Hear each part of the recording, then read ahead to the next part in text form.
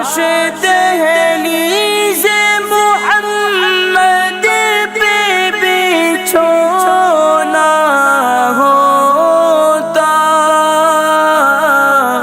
کتنا بے مثل میرا جاگنا سونا ہوتا۔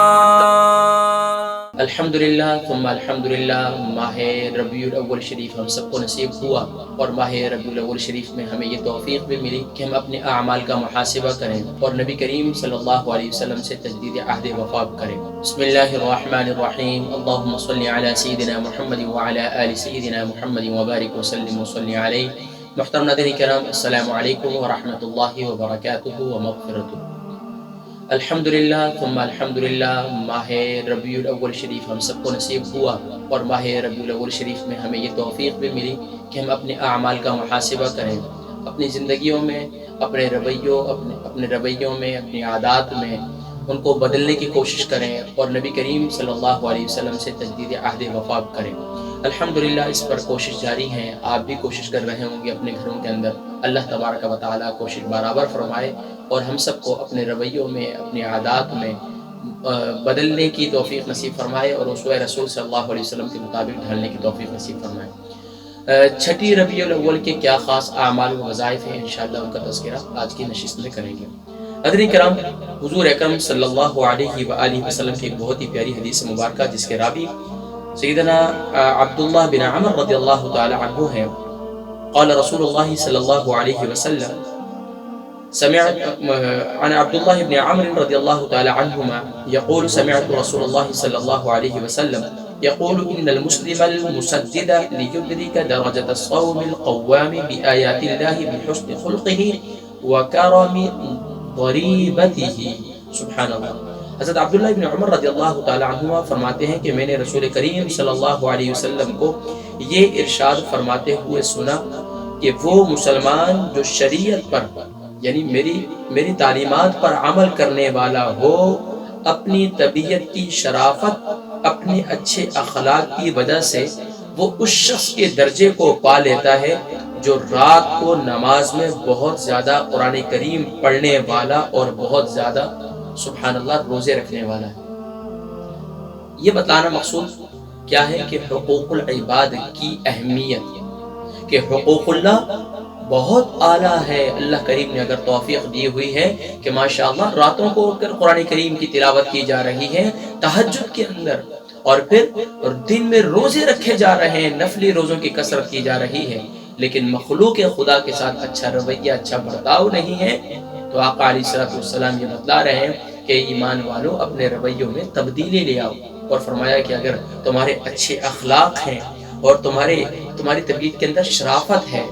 تمہاری نظروں میں حیا ہے، پاک دامنی ہے، تو سبحان اللہ پھر اللہ تبارک و تعالیٰ تمہیں وہ درجے نصیب فرمائیں گے جو درجے راتوں کو اٹھنے والوں کو بھی نصیب نہیں ہوتے، وہ درجے جو دن میں روزہ رکھنے والوں کو بھی نصیب نہیں ہوں گے، جو عمدہ اخلاق والوں کو نصیب ہوں گے۔ تو گویا کہ ہمیں اس حدیث مبارکہ سے یہ پتہ چلا کہ ہم سب بحیثیت مسلمان، ہم سب کی یہ ذمہ داری ہے، جب ہم امت محمدیہ صلی اللہ علیہ وسلم میں سے ہیں، اور پھر ہمیں عشق و محبت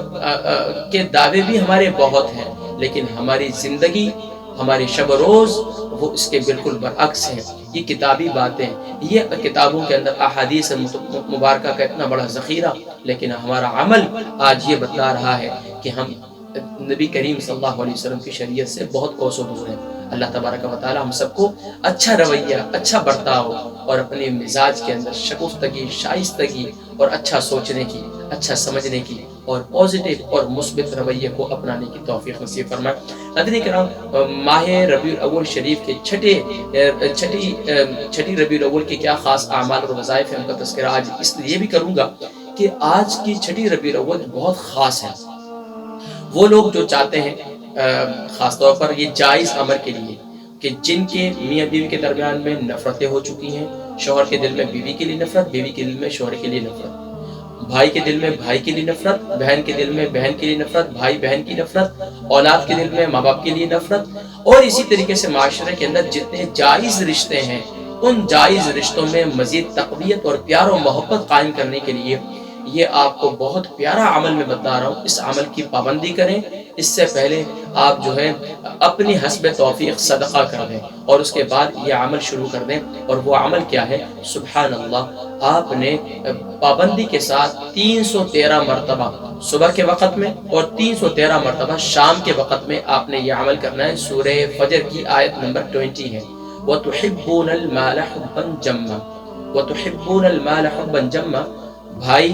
کے دل میں اگر بہن کے لیے نفرت ہے تو وہ تصور کریں بہن اور یہ آیت پڑھیں کہ یا اللہ میرے دل میں میرے لیے محبت پیدا ہو جائے میرے بھائی کے دل میں۔